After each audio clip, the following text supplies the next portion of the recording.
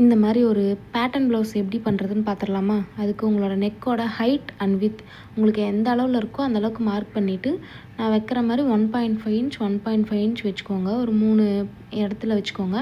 Next வந்து இந்த மாதிரி 1/2 இன்ச்சுக்கு ஒரு ஸ்கேலப் வந்து மார்க் பண்ணிவிட்டேன். 3 ஸ்கேலப் நான் என்னோடய நெக்கில் எனக்கு மார்க் பண்ணியிருக்கேன். நெக்ஸ்ட் அதுவே 1/2 இன்ச் நெக்கோட வெளியில் மார்க் பண்ணிவிட்டு, இந்த மாதிரி ஒரு ஸ்வீட் ஹார்ட் நெக் மாதிரி நான் வந்து போட்டுட்டேன். உங்களுக்கு என்ன மாதிரி நெக் வேணுமோ அந்த மாதிரி நீங்கள் கொடுத்துக்கலாம்.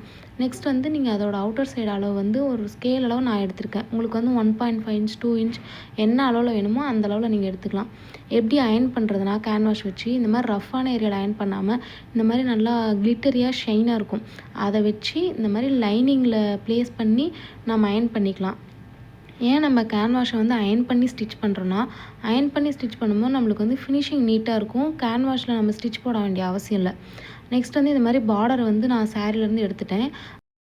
சைடு வந்து நம்ம அயர்ன் பண்ணி வச்ச லைனிங் பீஸ் வச்சு நான் பண்ணுற மாதிரி ஒரு ஃபோல்டு பண்ணி ஓரமாக ஒரு ஸ்டிச் போட்டுக்கோங்க. நெக்ஸ்ட்டு வந்து அது ஃபினிஷ் பண்ண பிறகு இப்படி தான் இருக்கும். அடுத்து வந்து சென்டர் டு சென்டர் நெக்கில் மார்க் பண்ணி இந்த மாதிரி பின் பண்ணிக்கோங்க. நெக்ஸ்ட்டு ஸ்டிச் போட ஆரம்பிச்சுக்கலாம்.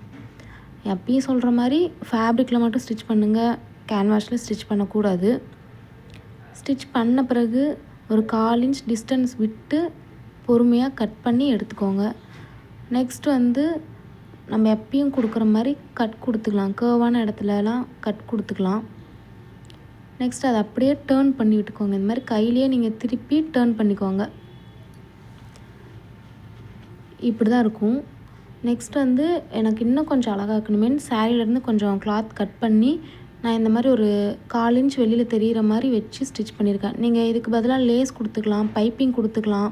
உங்களுக்கு எப்படி கன்வீனியண்ட்டாக இருக்குமோ நீங்கள் அந்த மாதிரி டிசைன் கொடுத்துக்கலாம். இதுக்கு மேலே நான் வந்து சாரியோட கிளாத்தே கொடுத்துக்கிறேன். சிம்பிளாக நல்லா நீட்டாக இருக்குமேன்ட்டு நான் சாரீ கிளாத்தே வந்து வச்சுருக்கேன்.